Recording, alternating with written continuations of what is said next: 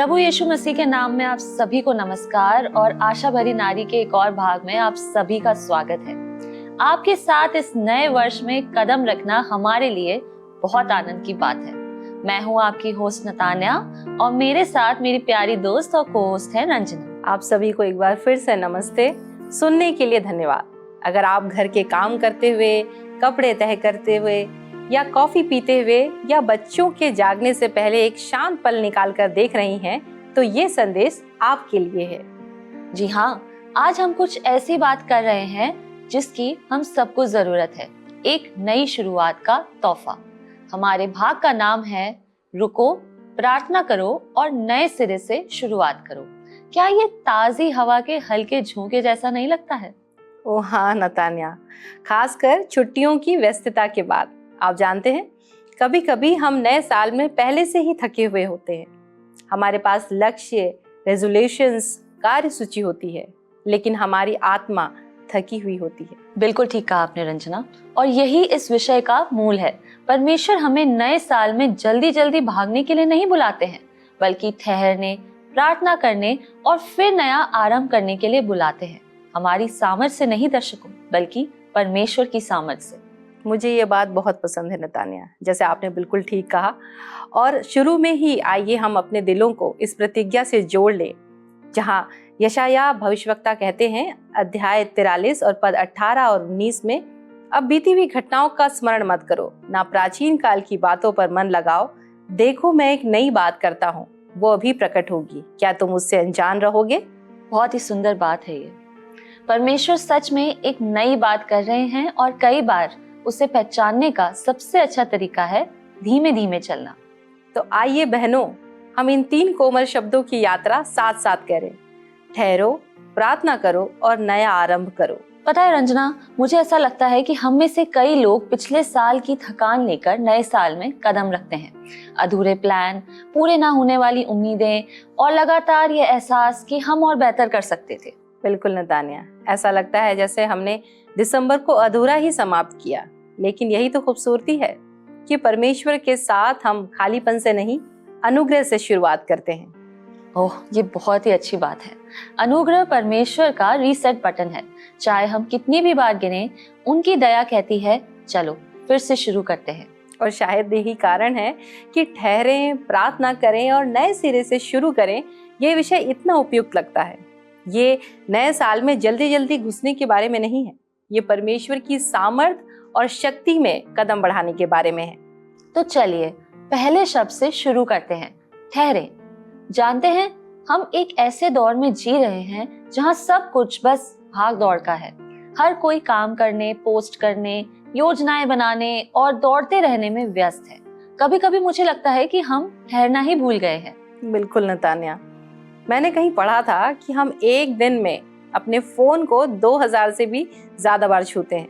लेकिन सोचिए, हम कितनी बार रुककर परमेश्वर के वचन को छूते हैं या शांति से उसके साथ बैठते हैं।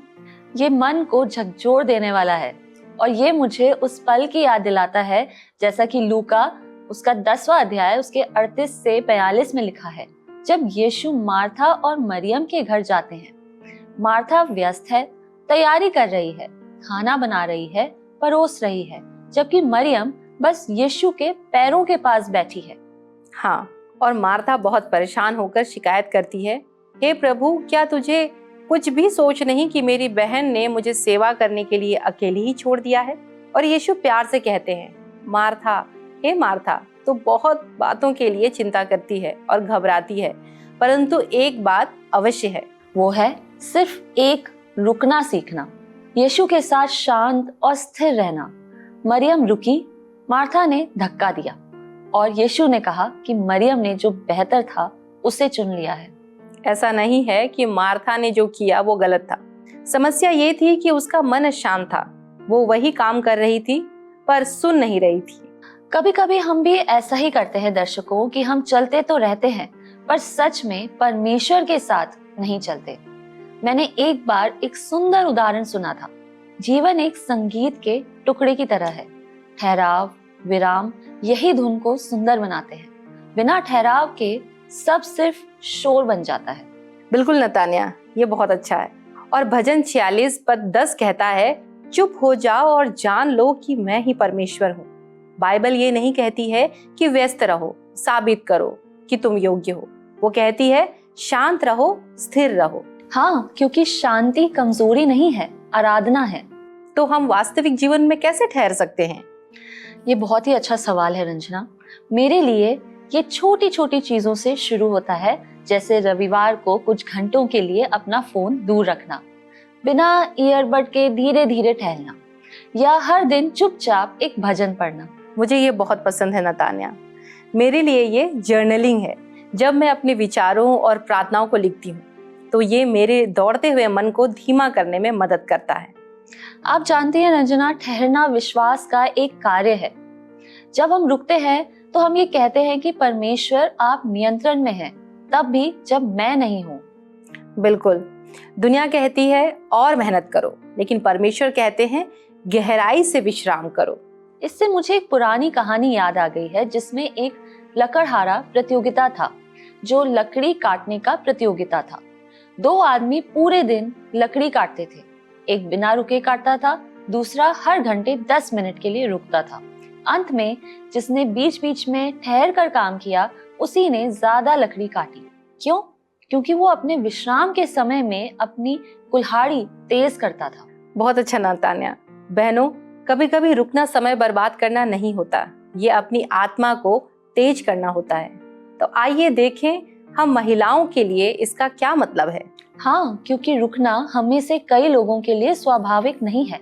हम ऐसी औरतें हैं जो चैंपियन की तरह मल्टीटास्क करती हैं। हम खाना बना सकती हैं, टेक्स्ट का जवाब दे सकती हैं, पॉडकास्ट सुन सकती हैं और कल की ग्रोसरी लिस्ट के बारे में सोच सकती हैं। सब कुछ एक साथ। बिल्कुल, मैं अक्सर ऐसा करती हूँ। लेकिन आप जानती हैं नतान्या, स्वयं यीशु ने ठहरने का उदाहरण दिया। भले ही भीड़ उनके पीछे चलती थी, फिर भी वे अक्सर प्रार्थना करने के लिए अकेली जगहों पर चले जाते थे। ये सही बात है। अगर परमेश्वर के बेटे को शांत समय की जरूरत थी, तो हमें और कितनी जरूरत होगी। और कभी कभी हमारी आत्मा एक फोन की तरह होती है, जिसमें बहुत सारे ऐप खुले होते हैं, सब कुछ धीरे चलने लगता है, और ठहरना हमें सारे टैब बंद करने की जरूरत का एहसास कराता है। ये सच में बहुत अच्छी बात है। ये मुझे पहला राजा अध्याय 19 में एलिया की याद दिलाता है। करमेले पर्वत में लड़ाई के बाद एलिया थक जाता है और डर कर भाग जाता है। परमेश्वर उसे डांटते नहीं हैं, वो उसे आराम करने के लिए कहते हैं, खाने देते हैं और फिर बोलते हैं, भूकंप या आग में नहीं बल्कि धीरे से फुसफुसाते हैं। ये बहुत ही सुकून देने वाली बात है। परमेश्वर की आवाज अक्सर अफरा तफरी के बाद शांति में ही सुनाई देती है। बिल्कुल। कभी कभी सबसे आत्मिक चीज जो हम कर सकते हैं वो है झपकी लेना या टहलने जाना और अपने मन को सांस लेने देना। मुझे याद है रंजना, एक बार जब मेरी टू डू लिस्ट कभी खत्म नहीं होती थी, तो मुझे लगा कि परमेश्वर धीरे से कह रहे हैं, परंतु जो यहोवा की बाट जोते हैं वे नया बल प्राप्त करते जाएंगे। वे उकाबों की नाई उड़ेंगे, वे दौड़ेंगे और श्रमित ना होंगे, चलेंगे और थकित ना होंगे। इससे मैं और विनम्र हो गई। सच में, जैसे भजन संहिता 62:5 कहता है, हे मेरे मन परमेश्वर के सामने चुपचाप रहे, क्योंकि मेरी आशा उसी से है। विश्राम आलस्य नहीं है, ये भरोसा है। बिल्कुल सही बात है ये। जब हम ठहरते हैं दर्शकों, तो हम हमारे पास शांति के आने के लिए जगह बनाते हैं। और हाँ, कभी कभी उस शांति में परमेश्वर हमें याद दिलाते हैं कि हम उसके लिए कौन हैं। बहुत सुंदर कहा आपने। अब हम दूसरे कदम यानी कि प्रार्थना के बारे में बात करते हैं। जब हम अपने दिलों को शांत करने के लिए पर्याप्त समय तक ठहर जाते हैं, तो प्रार्थना स्वाभाविक अगली सांस बन जाती है। प्रार्थना हमारी कमजोरी और परमेश्वर की ताकत के बीच का एक पुल है। प्रार्थना नई शुरुआत की धड़कन है। पता है, ठहराव जगह बनाता है, लेकिन प्रार्थना उस जगह को परमेश्वर की मौजूदगी से भर देती है। हाँ, फिलिपियों अध्याय 4 पद 6 और 7 कहता है, किसी भी बात की चिंता मत करो, परंतु हर एक बात में तुम्हारे निवेदन, प्रार्थना और विनती के द्वारा धन्यवाद के साथ परमेश्वर के सम्मुख उपस्थित किए जाएं। तब परमेश्वर की शांति, जो समझ से बिल्कुल परे है, तुम्हारे हृदय और तुम्हारे विचारों को मसीह यीशु में सुरक्षित रखेगी। आमीन। प्रार्थना हमारा नजरिया बदल देती है। कभी कभी ये तुरंत परिस्थिति को नहीं बदलता, लेकिन ये उसी परिस्थिति में हमें बदल देता है। इससे मुझे हन्ना की कहानी याद आ गई। पहला सामुएल अध्याय 1। वो बहुत परेशान थी क्योंकि उसे बच्चे नहीं हो रहे थे, लेकिन वो मंदिर गई। उसने परमेश्वर के सामने अपना आत्मा उड़ेल दिया और अपना बोझ वहीं छोड़ दिया। उसकी प्रार्थना का जवाब मिलने से पहले ही वो शांति से चली गई। जी हाँ, उसने प्रार्थना की अपने दिल से, किसी स्क्रिप्ट से नहीं, और परमेश्वर ने उसे याद रखा। जब राजा ने पूछा कि वो उदास क्यों दिख रहा है, तो बाइबल कहती है, तब मैंने स्वर्ग के परमेश्वर से प्रार्थना करके राजा से कहा, जैसा नहमाया अध्याय 2 पद 4 में लिखा हुआ है। ये बातचीत के बीच में एक छोटी चुपचाप की गई प्रार्थना थी, लेकिन परमेश्वर ने इसे सुन लिया। जी बिल्कुल, प्रार्थना सिर्फ शांत सुबह के लिए नहीं है। ये ट्रैफिक जैम, हॉस्पिटल के वेटिंग रूम, किराने की लाइन और देर रात की चिंताओं के लिए भी है। ये एक बातचीत है, कोई परफॉर्मेंस नहीं है।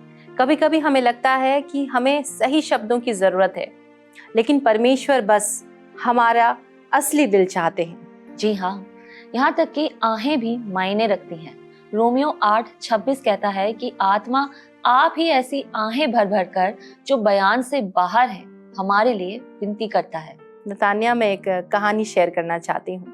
मेरी एक दोस्त ऐसे समय से गुजरी जब सब कुछ बिखर गया था। उसकी नौकरी, उसकी शादी, उसकी सेहत। एक रात वो प्रार्थना भी नहीं कर पा रही थी। वो बस चुपचाप बैठी रही और आंसू बहाती रही। बाद में उसने कहा, उस रात मुझे लगा कि परमेश्वर मेरे पास बैठे हैं। ओह, ये तो मुझे बहुत रोमांचित कर देता है, क्योंकि कभी कभी प्रार्थना बोलने में नहीं होती, ये उस एक के साथ बैठने में होती है जो समझता है। बिल्कुल नतान्या, प्रार्थना हमें वापस उस ओर खींचती है कि हम कौन हैं और किसके हैं। और प्रार्थना से शांति मिलती है, ऐसी शांति जिसका कोई मतलब नहीं है। वो शांति जिसके बारे में फिलिपियों 4:7 में कहा गया है, वो शांति जो हमारे दिल की रक्षा फाटक पर एक सैनिक की तरह करती है। मैंने पाया है नतान्या कि जब मैं प्रतिक्रिया देने से पहले प्रार्थना करती हूँ तो मेरे जवाब नर्म हो जाते हैं। जब मैं फैसला करने से पहले प्रार्थना करती हूँ तो मेरे फैसले समझदारी भरे होते हैं। और जब मैं चिंता करने से पहले प्रार्थना करती हूँ तो मेरा विश्वास और मजबूत हो जाता है। शायद इसलिए पहला थिस्सलुनीको अध्याय 5 पद 17 कहता है, निरंतर प्रार्थना में लगे रहो। इसलिए नहीं कि परमेश्वर को अपडेट की जरूरत है, बल्कि इसलिए कि हमें अपने दिल को उसके अनुसार ढालने की आवश्यकता है। बिल्कुल, प्रार्थना संचार की लाइनों को सक्रिय बनाए रखती है। जी हाँ, और बहनों, जब हम सुन रहे हैं और सोच रहे हैं, मैंने लंबे समय से प्रार्थना नहीं की है, कोई बात नहीं, शुरू करने के लिए कभी भी देर नहीं होती। जी हाँ, बिल्कुल ठीक कहा आपने। हम वहीं से शुरू कर सकते हैं जहाँ हम हैं और जैसे हम हैं। वो पिता है जो हमसे मिलने के लिए दौड़ता है, जैसे उड़ाऊ पुत्र की कहानी में। जानते हैं दर्शकों, कभी कभी प्रार्थना कठिन लगती है क्योंकि हम इसे जरूरत से ज्यादा जटिल बना देते हैं। हम सोचते हैं कि ये सुंदर और परिपूर्ण सुनाई देनी चाहिए, लेकिन यीशु ने हमें सरलता से बच्चों की तरह प्रार्थना करने के लिए कहा है। जी हाँ, मत्ती अध्याय 6 पद 6 में उन्होंने कहा, जब तू प्रार्थना करे तो अपनी कोठरी में जा और द्वार बंद करके अपने पिता से जो गुप्त में है प्रार्थना कर। उन्होंने प्रदर्शन करने के लिए नहीं कहा, उन्होंने कहा बात करें। ये तो बहुत मुक्ति देने वाली बात है रंजना। मुझे सुज़ैना वेस्ली की कहानी याद है, जो जॉन और चार्ल्स वेस्ली की माँ थी और भजन लेखिका और उपदेशक भी थी। उनके 19 बच्चे थे। कल्पना कीजिए कितनी अफरा तफरी रहती होगी, लेकिन हर दोपहर वो अपना एप्रन सिर पर डाल देती थी। वो उसका प्रार्थना का तंबू था। बच्चे जानते थे जब माँ एप्रन के नीचे होती हैं तो वो परमेश्वर से बात कर रही हैं। शोर के बीच में एक प्रार्थना करती हुई माँ, यही तो असली जिंदगी है। जी हाँ, प्रार्थना के लिए सही हालात की जरूरत नहीं होती है, इसके लिए तैयार दिल की जरूरत होती है। और मुझे लगता है कि प्रार्थना हमें फिर से केंद्रित कर देती है। ये ऐसे है जैसे किसी कंपास को फिर से समायोजित करना। जब सुई हिलती है, हम उसे सही से उत्तर दिशा की ओर अर्थात परमेश्वर की उपस्थिति में लाते हैं। ये बिल्कुल सच है। और कभी कभी परमेश्वर चुप रहकर जवाब देते हैं, इसलिए नहीं कि वे मौजूद नहीं हैं, बल्कि इसलिए कि वे हम पर काम कर रहे हैं। ये सबसे मुश्किल हिस्सा है, इंतजार करना। लेकिन यशाया अध्याय 30 पद 15 कहता है, लौट आने और शांत रहने में तुम्हारा उद्धार है, शांत रहने और भरोसा रखने में तुम्हारी वीरता है। प्रार्थना हमें उस शांत भरोसे में स्थिर करती है। क्या आपको जॉर्ज मूलर की कहानी याद है?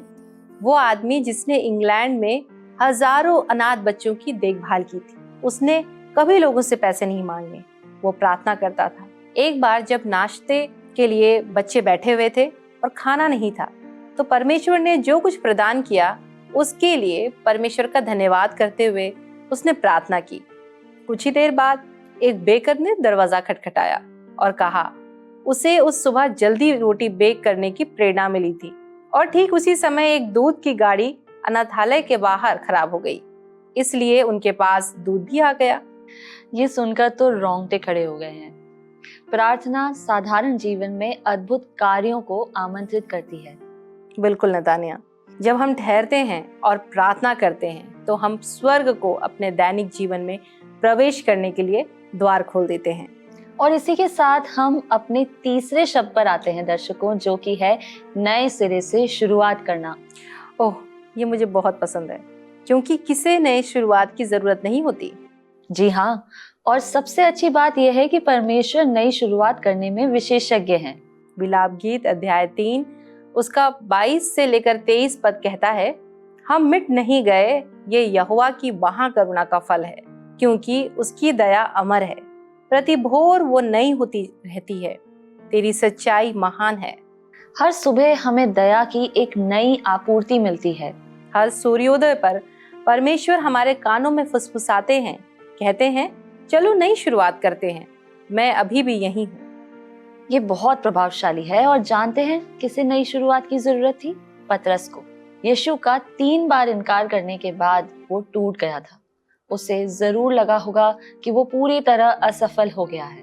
हाँ, लेकिन फिर यूहन्ना अध्याय 21 में यीशु फिर से जी उठने के बाद किनारे पर उससे मिलते हैं। वो नाश्ता बनाते हैं और पतरस को दोष देने के बजाय उसे बहाल करते हैं। 3 बार वे पूछते हैं, क्या तुम मुझसे प्रेम रखते हो? और 3 बार पतरस हाँ में उत्तर देता है। ये यीशु का कहना है, तुम्हारी असफलता अंतिम नहीं है, मेरी भीड़ों को चराओ, फिर से शुरुआत करो। ओह, ये तो बात मुझे बहुत पसंद है नतानिया, क्योंकि कभी कभी हम सोचते हैं कि हमारा अतीत हमें अयोग्य बना देता है, लेकिन यीशु के साथ वही अतीत हमें तैयार करता है। बिल्कुल सही कहा आपने। और यही 2 कुरिन्थियों 5 उसके 17 का सार है। सो यदि कोई मसीह में है तो वो नई सृष्टि है, पुरानी बातें बीत गई हैं, देखो वे सब नई हो गई हैं। हम में से कुछ जो सुन रहे हैं वे अपराध बोध, तुलना या डर में फंसे हुए महसूस करते हैं, लेकिन मसीह में हम फिर से नई शुरुआत कर सकते हैं। बहनों, ये खाली पन्ने की तरह है और परमेश्वर कहते हैं आओ मिलकर कुछ सुंदर लिखते हैं। और हमें 1 जनवरी का इंतजार करने की जरूरत नहीं है। हर दिन परमेश्वर के साथ एक नई शुरुआत हो सकती है। जी हाँ, मुझे कोरी टेन बूम के बारे में सुनना याद है, जो होलोकॉस्ट से बच गई थी। युद्ध के बाद उसने दुनिया भर में घूमकर माफी के बारे में बताया। एक बार वो कंसंट्रेशन कैंप के एक पहरेदार से मिली। उसने उससे क्षमा मांगी। कोरी ने कहा कि वो क्षमा नहीं कर सकती, लेकिन फिर उसने प्रार्थना की और जब उसने अपना हाथ बढ़ाया तो उसने परमेश्वर का प्रेम अपने भीतर बहता हुआ महसूस किया। वाह नतानिया, अद्भुत बात है। यही गहरे अर्थों में नई शुरुआत है। परमेश्वर को दर्द पर अनुग्रह लिखने दें। जी हाँ, फिर से शुरुआत करने का मतलब हमारी कहानी मिटाना नहीं है, बल्कि परमेश्वर को उसे छुड़ाने और बदलने के लिए आमंत्रित करना है। दुनिया को नयापन पसंद है, नए कपड़े, नए लक्ष्य, लेकिन परमेश्वर नए दिल देते हैं। जी हाँ, यह हिजकेल 36 उसके 26 कहता है, मैं तुमको नया मन दूंगा और तुम्हारे भीतर एक नई आत्मा उत्पन्न करूंगा। ये एक दैनिक नवीनीकरण है। मैंने एक बार एक दंपति से मुलाकात की थी जिन्होंने भारत में 20 वर्षों तक प्रभु की सेवा की थी। एक दुखद घटना के बाद वे टूटे हुए घर लौट आए। उन्हें लगा कि उनकी सेवा के दिन खत्म हो गए हैं, लेकिन सालों बाद परमेश्वर ने उन्हें फिर से बुलाया, इस बार शरणार्थियों की सेवा करने के लिए। उन्होंने कहा, परमेश्वर ने हमें त्यागा नहीं, उन्होंने हमें फिर से परिभाषित किया है। वाह, नई शुरुआत का मतलब हमेशा पीछे जाना नहीं होता। इसका मतलब अलग ढंग से आगे बढ़ना भी हो सकता है। बिल्कुल। और मुझे रूथ की कहानी में नाओमी याद आती है। उसने कहा, मुझे नाओमी मत कहो, मुझे मारा कहो, जिसका मतलब होता है कड़वाहट। लेकिन परमेश्वर का काम अभी समाप्त नहीं हुआ था। रूथ की निष्ठा के माध्यम से नाओमी ने एक पोते को थामा जो यीशु की वंशावली में होगा। इससे मुझे आशा मिलती है रंजना। जब जिंदगी मुश्किल लगती है तब भी परमेश्वर पहले से ही बेहतर बुन रहे होते हैं। भजन 40 पद 2 कहता है, उसने मुझे सत्यानाश के गड्ढे और दलदल की कीच में से उबारा और मुझे चट्टान पर खड़ा कर कर मेरे पैरों को दृढ़ किया है। यही है नई शुरुआत, अपराध बोध के बजाय अनुग्रह पर खड़ा होना। ओह, ये बहुत ही अच्छी बात है रंजना। और नई शुरुआत कुछ इस तरह दिख सकती है। किसी को क्षमा करना, आभार की नई आदत शुरू करना, या बस फिर से खुशी को चुनना। हाँ, शायद ये लंबे समय के बाद हमारी बाइबल को फिर से खोलना है, या दूर महसूस करने के बजाय बाद में चर्च में वापस आना है। क्योंकि परमेश्वर अपनी बेटियों के लिए दरवाजा कभी बंद नहीं करते हैं। नतान्या, क्या मैं एक व्यक्तिगत साझा कर सकती हूँ? जी बिल्कुल। पिछले साल मैं बर्नआउट से गुजरी। बर्नआउट, सेवकाई भारी लगने लगा, जीवन सूखा सा लग रहा था।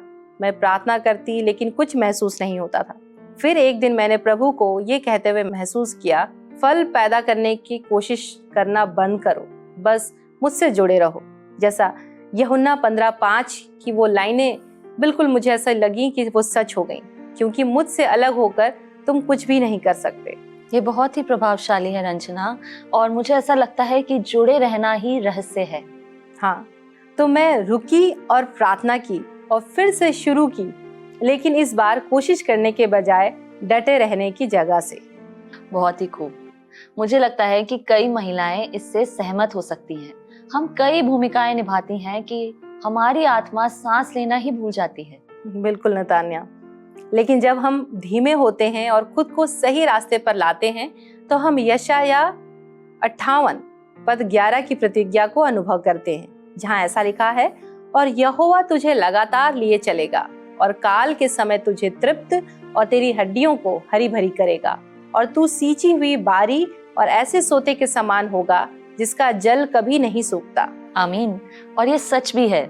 बहनों, जैसे हम समापन की ओर बढ़ रहे हैं, हम आशा करते हैं कि आप इन 3 शब्दों को नए वर्ष में अपने साथ लेकर जाएंगे। ठहरें, प्रार्थना करें और नए सिरे से शुरुआत करें। दुनिया को हमें दौड़ाने ना दें, अपराध बोध को हमें बांध कर ना रखने दें, डर को हमें रोकने ना दें। परमेश्वर एक नई बात कर रहे हैं, हम में, हमारे द्वारा और हमारे लिए।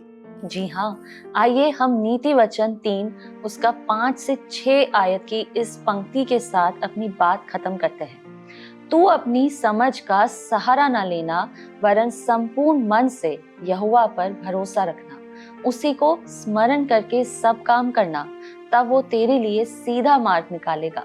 ये कितनी सुंदर प्रतिज्ञा है नतान्या, जिसे हम थामे रह सकते हैं जब हम ठहरते हैं, जब हम प्रार्थना करते हैं, और जब हम नए सिरे से शुरू करते हैं तो हम उस पर भरोसा करना चुनते हैं जो पूरी तस्वीर देखता है। जी हाँ, प्रार्थना हमें स्थिर करती है। ये हमारी चिंताओं, डर और आशाओं को ले जाकर सुरक्षित रूप से परमेश्वर के हाथों में रख देती है। बिल्कुल, प्रार्थना हमारा ध्यान इस बात से हटाकर कि हम क्या नहीं कर सकते, उस पार ले जाती है कि परमेश्वर क्या कर सकते हैं। ये हमें याद दिलाती है कि जीवन का सामना हमें कभी अकेले नहीं करना पड़ेगा। परमेश्वर के साथ हम नए सिरे से शुरू कर सकते हैं। दर्शकों, परमेश्वर नई शुरुआतों में विशेषज्ञ है और वे चाहते हैं कि हम अपने अतीत, अपनी कमजोरियों और अपने बोझों को छोड़ दें और नए वर्ष में कदम रखते हुए सब कुछ उनके सामने समर्पित कर दें। हम बार बार ठहरें, गहराई से प्रार्थना करें और साहस के साथ फिर से नई शुरुआत करें। यही मेरी कामना है। और याद रखें कि परमेश्वर ने हम में से हर एक में एक अच्छा काम शुरू किया है और वो इसे पूरा करने के लिए विश्वास योग्य भी है। आज हमारे साथ जुड़ने के लिए आपका धन्यवाद। आप सबको और आपके परिवारों को आशा भरी नारी की ओर से नया वर्ष अत्यंत आशीषमय हो। तो दर्शकों, आज हमारे साथ जुड़ने के लिए आपका बहुत बहुत धन्यवाद। हम आशा करते हैं कि जो वचन हमने आज साझा किया है वो आपके जीवन में और भी ज्यादा फलवंत जरूर होगा। अगर आप इस कार्यक्रम को दोबारा देखना चाहते हैं तो आप हमारे Hindi YouTube channel Word Resounds Today पर जाकर इसे दोबारा देख सकते हैं।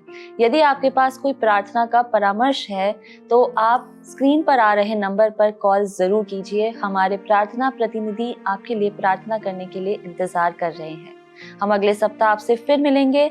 अब हम आपसे विदा लेते हैं, लेकिन उससे पहले परमेश्वर आप सभी को आशीष दें और सलामत रखे।